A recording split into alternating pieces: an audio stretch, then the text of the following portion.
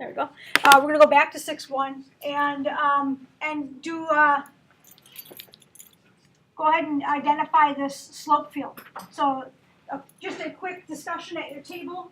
Come up with something you can look for, knowing this equation, something you can look for to start to rule out slope fields that don't match up with that equation. So I'm going to give you like 20 seconds or so. Okay, so I know Brad's table has an idea. What can we rule out? A. How come we can rule out A? Because it doesn't follow the circle formula. Okay. Which is like R equals like x squared and y squared. Okay, why doesn't it follow x squared and y squared? Because it's x over y. But if we take the antiderivatives, we have an x squared and a y squared. Right? The actual, but you are correct. It doesn't follow that slope field, but for a different reason. We'll talk about it. But it doesn't follow that slope field. Anything else we can look at?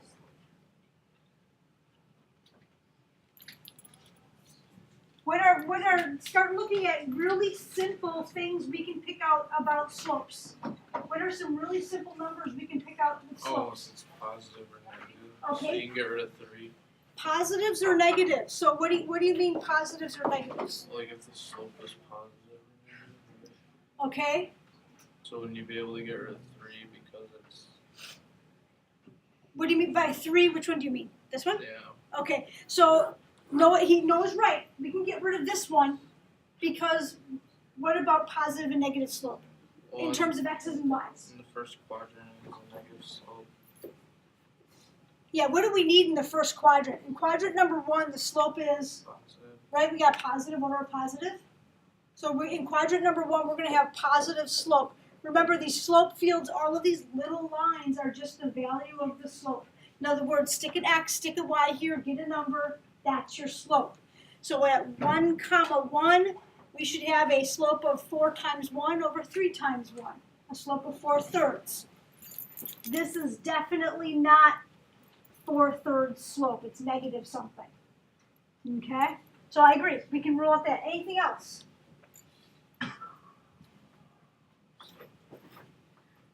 How about values of slope that are easy to calculate? What values of slope are easy to calculate? Slopes of what value? 0 Okay, 0 and infinity. So 0 slope. Where is this equal to 0? Which has to be 0? Okay, yeah, did you say y-axis? Oh. Which one has to be 0 in order for the whole thing to be 0? X has to be 0. Okay? Where are my x equals 0 locations? When x equals 0, where am I on the graph? Okay, anywhere else?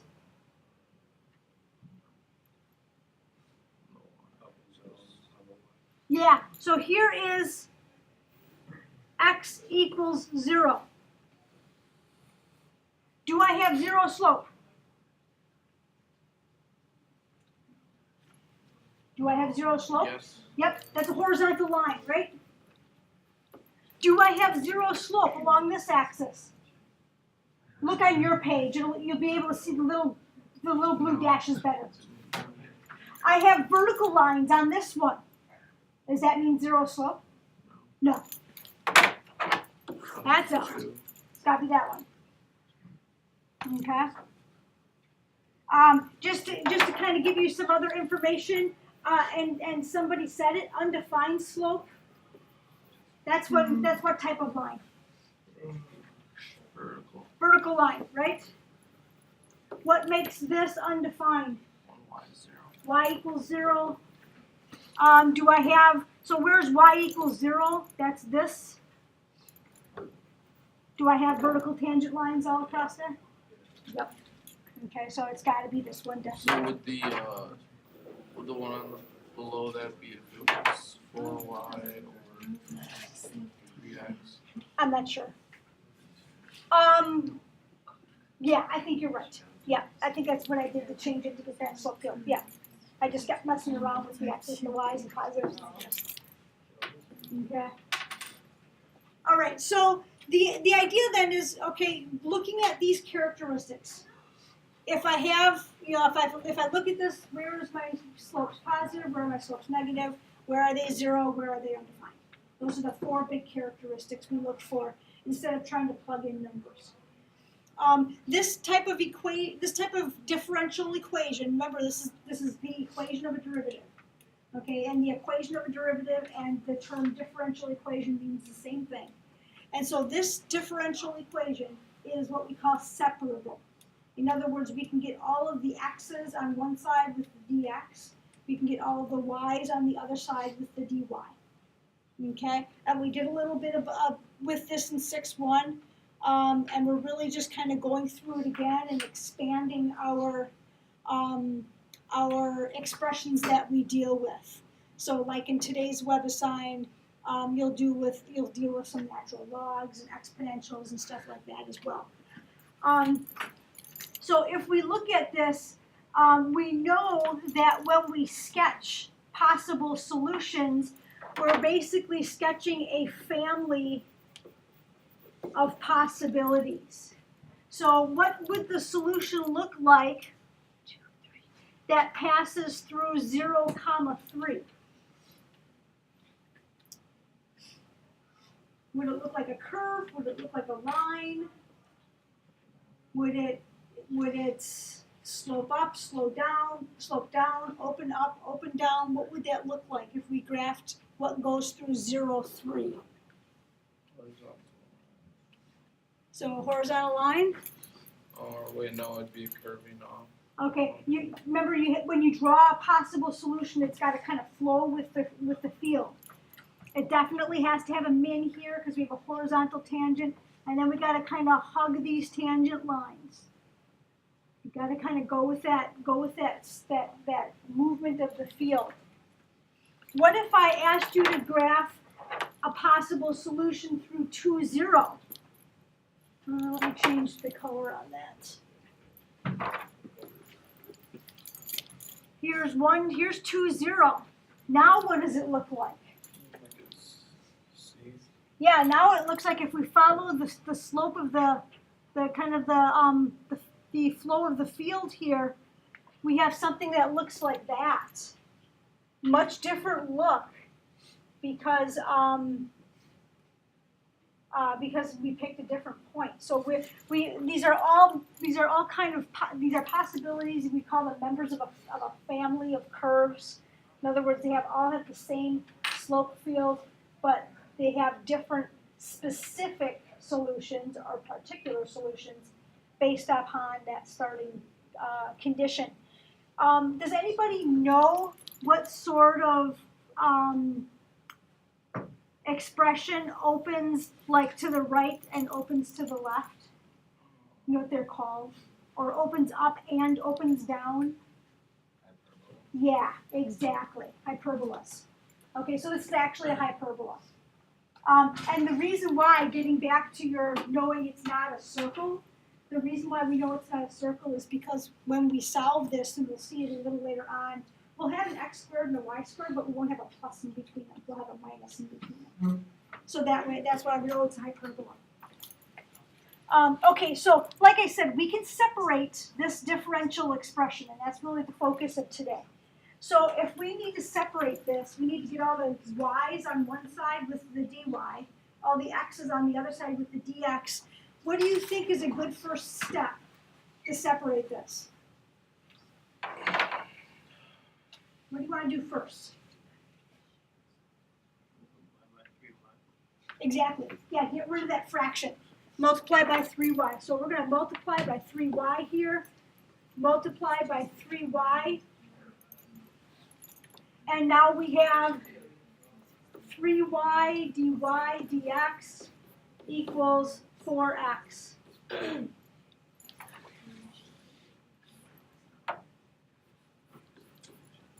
Okay.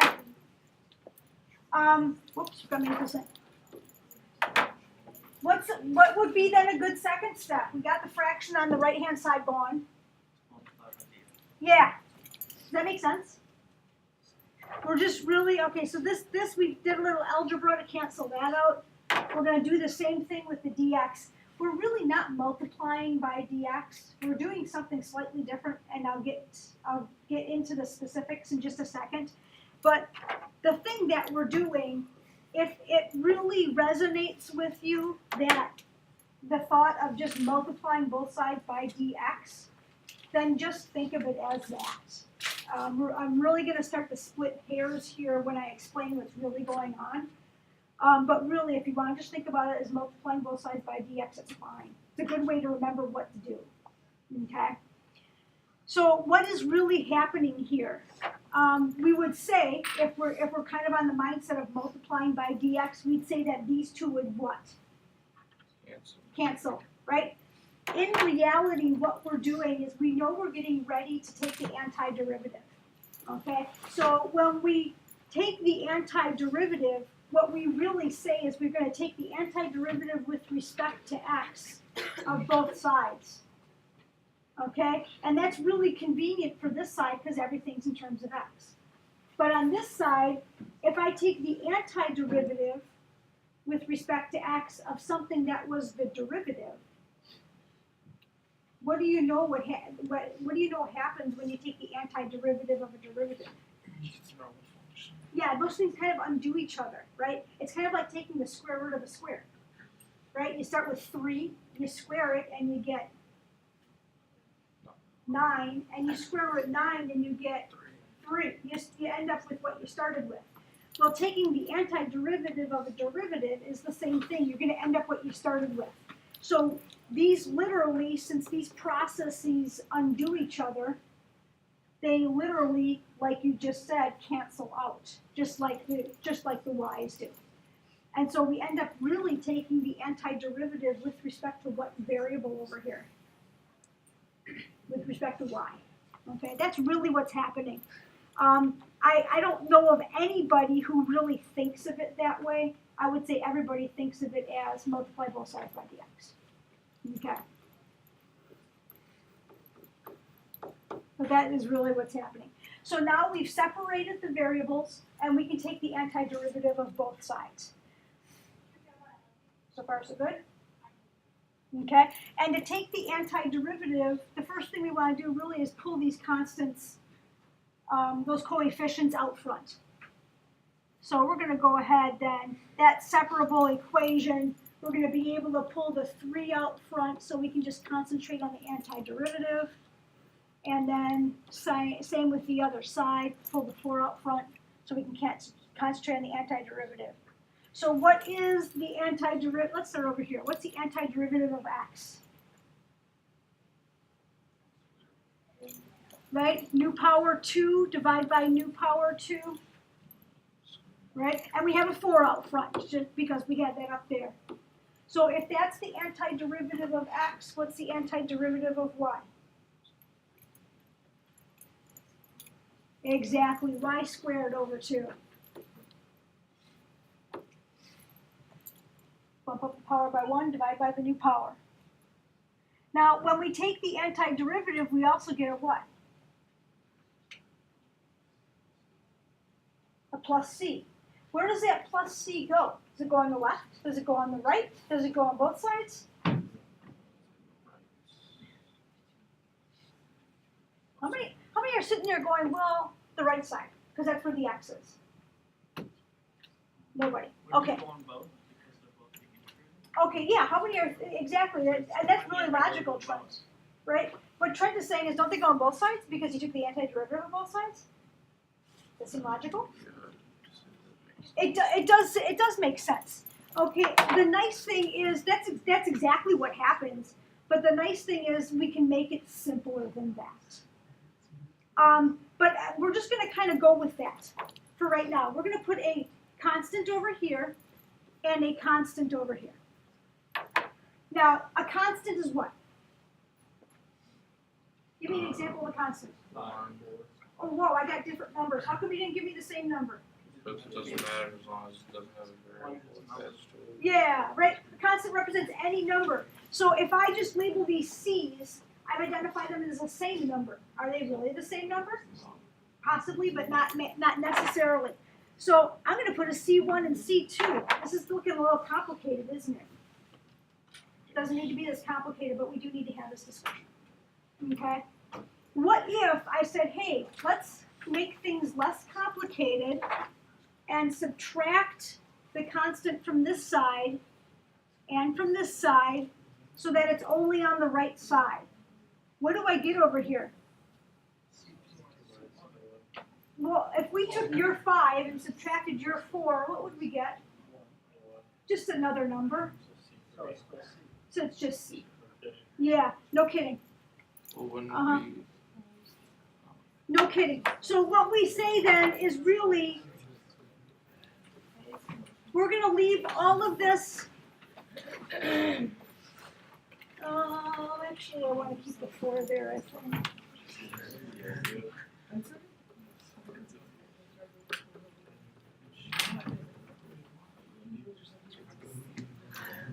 We're just going to throw the plus C onto the x side.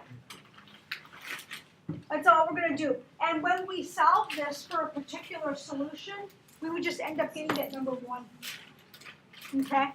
And then that complicates, that makes what matters a little less complicated. So we don't even really need to think this. It's a worthwhile discussion to realize that all we're doing is collecting the C's on this side. But we really don't need to go through this every time we solve a problem.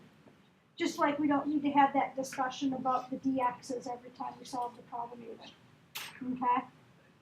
So we're going to put the C on the right hand side. So we get here then this general solution. And general solutions can be written a bunch of different ways. This is an acceptable solution. What if we wanted to get rid of the fractions? What could we do? Multiply by 2. Meaning, that means we'd get what? Uh-huh. Uh-huh. Okay, now, if I take my C, we started with a 5, subtracted a 4, got a 1, multiply it by 2, we still just get a number, right? So we can just keep calling that C. Okay. Yeah, it's changing value every time we do something, but that's okay. It's just whenever we do the anti-differentiation, we'll end up with that last value. Okay. So there's our general solution. Now, getting back to Brad's comment that it's not a circle. If we bring this over, then we have different coefficients, right? So we don't have a single radius. We have a minus x squared and a plus y squared. That's not a circle. So all of those reasons were why that circle one wasn't an option. Okay? So questions so far? Yeah? If you're multiplying essentially the solution by 2, why are you only getting a single C when you have 2 C's? Because what will happen is when we end up solving for the particular solution, okay, if we follow the numbers, Trent said, let's put a C on both sides. And Trent said, let's let one constant be 5. And I think Chris said, let's let one constant be 4. And so we brought this to the other side, which makes us 1, right? And then we just doubled it, which would make it 2. But when we solve for the particular, solution, we'll end up getting a 2 here. It'll just all work out. Yeah, it will. Yeah. Sure. Okay. So let's look at then the particular solution. Let's force this to go through -2, 0. So we're going to force this to go through this side. Okay, and you might be able to already guess what it looks like. Okay. So if we're going to make it pass through -2, 0, we have 3y squared equals 4x squared plus c. How can we find our constant of integration? What do we do to get that specific value now? You have to plug in an x and y. Okay, so our y value is how much? 0. And our x value is how much? 2. So our c is how much? Good catch, negative 16, because we have to bring it to the other side to solve for c. Okay, so our particular solution then is 3y squared equals 4x squared minus 16. There's our particular solution that goes through, and again, we're just going to hug those slope lines that goes through point negative 2, 0. Okay? You do not have to solve for y and get it in y equals form. Remember, where did that whole differential equation come from? Where did that slope field equation come from? What sort of differentiation? Does anybody remember? When we get a slope field that has an x and a y in it, that came from what type of differentiation? We did it back first semester, chapter 4. Implicit differentiation, good call. Okay, so if we got a slope field from implicit differentiation, then we should be able to be okay with an equation that's not solved for y, it's written implicitly. Okay, because that's kind of the world we're in when we deal with slope field. We're in that implicit world. We're dealing with these complicated relationships. Is this a function? Doesn't pass the vertical line test, right? This particular solution is not a function. So we should be okay with an implicit expression. It is a function for a different particular solution. That's okay. It's just that, you know, some hyperbolas are functions, some hyperbolas are not. Just like some parabolas are functions and some parabolas are not, right? Same thing. Okay? So any questions there? So we should be able to be okay with the world of implicit differentiation. Or implicit expressions, I said that wrong. All right? So we've got this next page here is, I just keep throwing all the trig antiderivatives at you. I would put them in a program in the calculator. We've got day 3 then. So we've got this. This is only a 1-day assignment to get done. Okay, we've got a day 3. Tomorrow we'll have another short discussion on day 4.